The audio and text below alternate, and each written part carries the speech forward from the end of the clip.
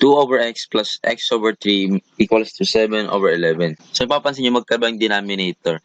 So, kunin natin yung LCD nila. So, ano nga ba yung LCD ng x saka 3? So, pag multiply mo na lang yan, so yan ay 3x divided by x. Saan ko nakuha yung x? Yung denominator ng unang term. So, matatanggal na yung x. So, matira na lang ay 3. 3 times 2, 6. Plus 3x divided by 3. Saan ko yung 3 itong denominator ng pangalawa? So, dyan, matatanggal naman yung 3. So, matitira na lang ay x. So, x times x. Multiply mo sa numerator ng pangalawa. So, x times x, x square. Equals to 7 over 11. And then, what's next? So, ang gagawin natin, cross multiplication tayo. So, yan ay 11 times 6 plus x square is equal to 7 times 3x. Then distribute natin. So, 11 times 6, 66.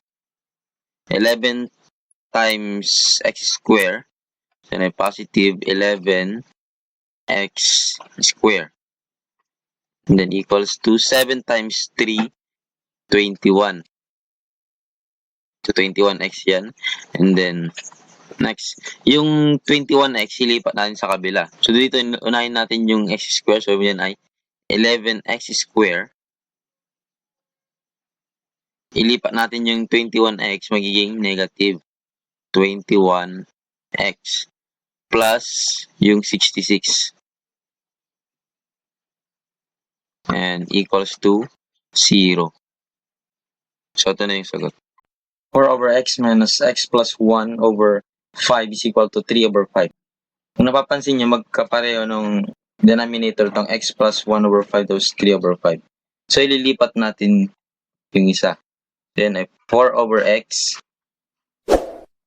is equal to 3 over 5. Yung negative magiging positive. So, x plus 1 over 5.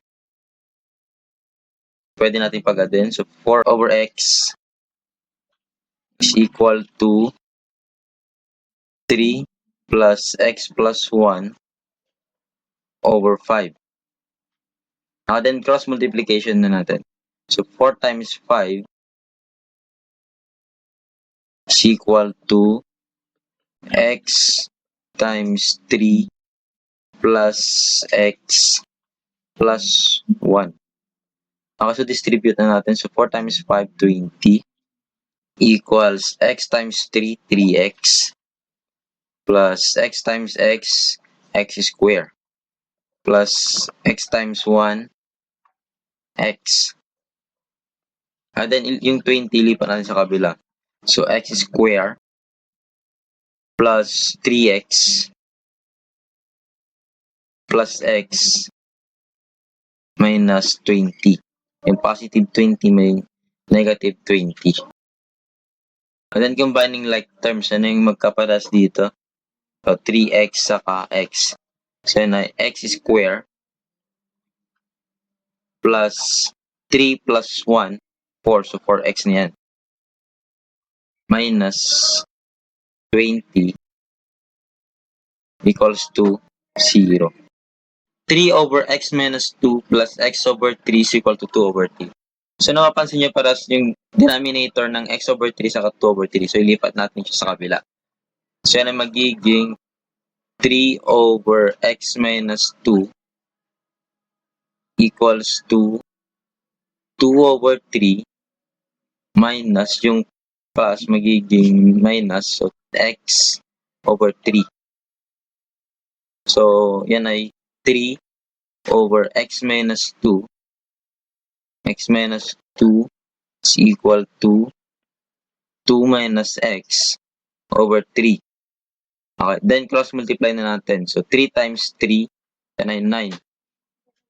And then, 2 minus x times x minus 2. Okay, then, FOIL method.